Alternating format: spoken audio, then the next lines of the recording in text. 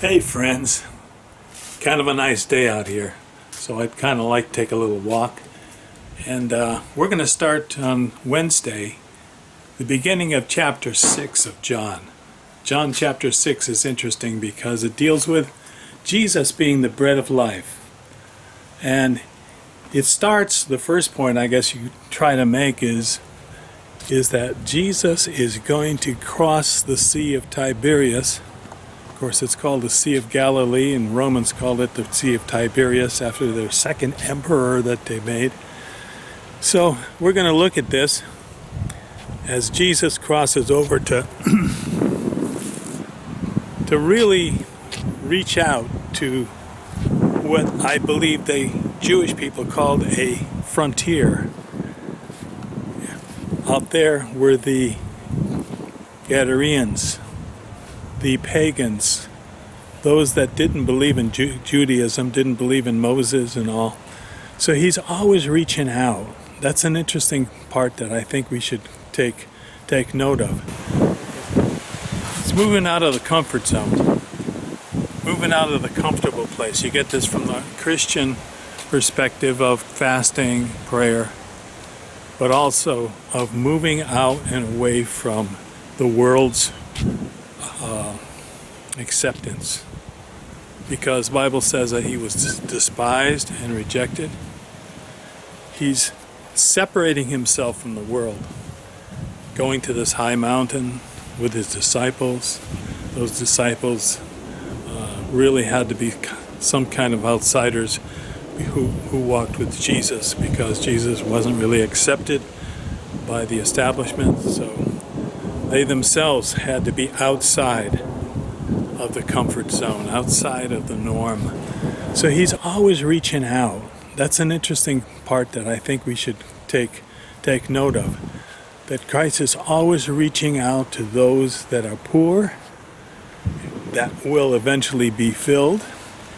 Those that are empty will be filled. Those that are meek shall inherit the whole earth. And those that hunger and thirst for that right things, the righteousness, will be filled. So we're always looking at Jesus being the one that reaches out. So he's going across the Sea of Tiberias. He's going to go over there and feed the 5,000. And that's an important thing, because it gives us a basis, a kind of an illustration that Christ is the only bread that can fulfill us. Even though we think that we have the ambition to make a success out of our life, and yet Christ is always the empty space. He's always the one that we need. So, Shakespeare said this. It was kind of a soliloquy that he said in one of his plays. I think it was Julius Caesar, the play, that he said, "Tomorrow and tomorrow and tomorrow creeps in this petty pace from day to day until the last syllable of recorded time. And all our yesterdays have lighted fools away to dusty death. Out, brief candle, life is but a walking shadow, a poor player that struts and frets his hour upon the stage and then is heard no more." Gives a kind of an overview. Shakespeare had it. But this walking shadow is a really good illustration here too, because life is something that we follow after. We try to catch that goal, whether it be to make a lot of money, meet the right mate and have a good marriage, whether to be successful in our life. It is always an illusion. God designed it that way, because the empty space in our life is only filled by Jesus, only filled by the act of God.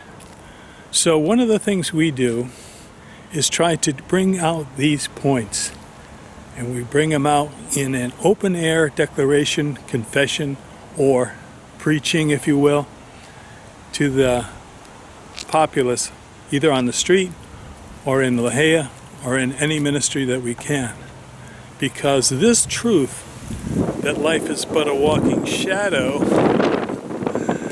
a kind of elusive